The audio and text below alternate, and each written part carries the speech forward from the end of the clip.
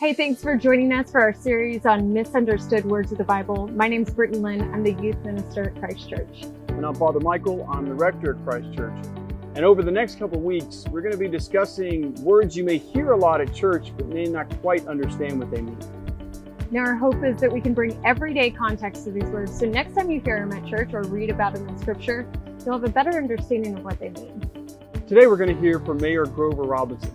While on the surface it may look like his life has worked out, he's faced his fair share of adversity along the way.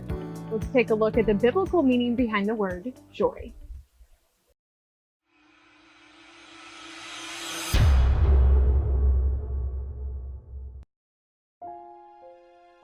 Bad things are things that we don't want to happen, will happen to us in our life. The only thing you really have the ability to define is how you respond to it. My sister died when I was 19 in a tragic car accident, and then my parents, 11 years later, were killed in a tragic helicopter accident.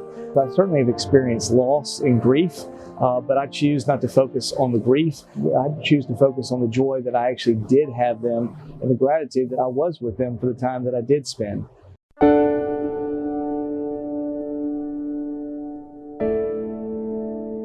I think God calls us to be happy. He wants us to be joyful. But I think there's a part of being happy and being joyful that are a little bit different.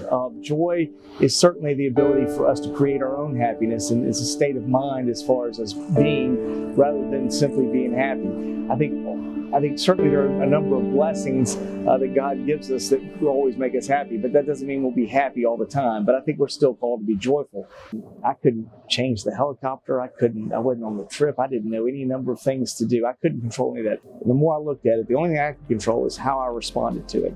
And it's easy to think that it's only happening to you, but if you really take the time to look at everybody else's life, they're all having challenges. All of us are going to be tried in this life, and the issue is how we choose to respond to those.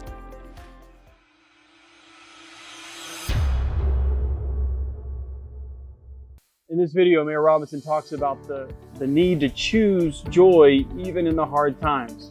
Someone else who had learned that lesson was the Apostle Paul. Paul had a hard go of it. He was beaten, he was imprisoned, he was made sick, he was shipwrecked twice. And along the way, he chose joy. The Apostle Paul tells us in his letter to the church at Philippi that he's learned the secret to being content no matter the circumstances.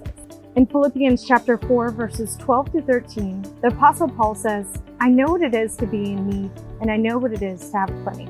I've learned the secret of being content in any and every situation, whether well-fed or hungry, whether living in plenty or in want.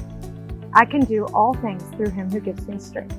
Philippians 4:13 is one of the most popular Bible verses today, but not many people know the full context behind the verse. It's about being content no matter the circumstances.